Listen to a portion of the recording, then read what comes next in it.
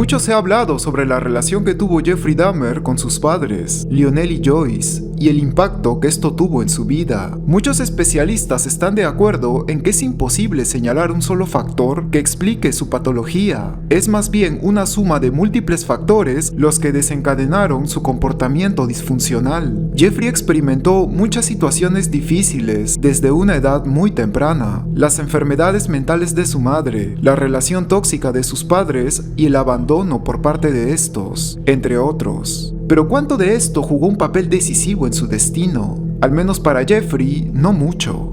The few good times there were in the past. You say the few good times. Do you think of your childhood as having been profoundly unhappy? No, not profoundly. My childhood wasn't filled with any great tragedies or anything. There were good times and there were bad times. I think it was fairly normal. Jeff, do you remember your earliest experience and earliest interest, fascination with the inside of animals? Where that came from? In 9th grade, in biology class, we had the usual of pigs. I took the remains of that home and kept the of it. And I just started branching out, dogs, cats. I suppose it could have turned into a normal hobby like taxidermy, but it didn't. It veered off into this. Why, I don't know. All I know is that I wanted to see what the insides of these animals looked like. Was there some pleasure in the cutting open of the animal? Yes, there was. No pleasure, but just it's hard to describe. Sense of power, sense of control? I suppose that's a good way of putting it, yeah.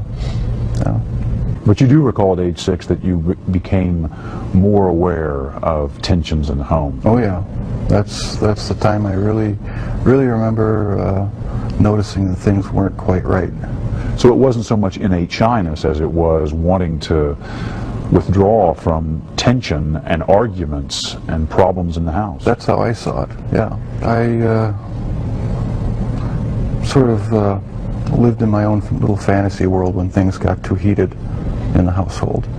And I carried that over for years, I guess. And was there in that fantasy world? No, not early on? Not that, not the type that showed itself later, no. It was just my own little world where I had control. Was anger a part of it for you, Jeff? I had some anger. Probably every kid has some anger, you know, about their childhood. It really wasn't a terrible childhood, though. You know, there were a lot of good times. It wasn't a really terrible time. So Pat theories about you as a serial striking out to get back at your dad, for instance, don't ring baloney. true. No, that has no truth in it. The only motive that there ever was to completely control a person that I found physically attractive, and keep them with me as long as possible, even if it meant just keeping a part of them. What do you remember about your parents arguing when you were growing up, and what effect that had on you? It was unnerving. Made me angry sometimes. I'd leave the house, go out in the woods, and sulk, brooding, you know, wondering why they had to have such a rough relationship. Most of the time, they didn't seem to get along too well together. I never knew what the real underlying problems were. I didn't feel it was my place to ask. Did you blame one or the other, mom or dad? No, I didn't. I was just frustrated that things couldn't be happier around the house. You just wanted things to be more peaceful. Right. I never saw any real arguments as far as physical or anything like that, but there was a lot of yelling.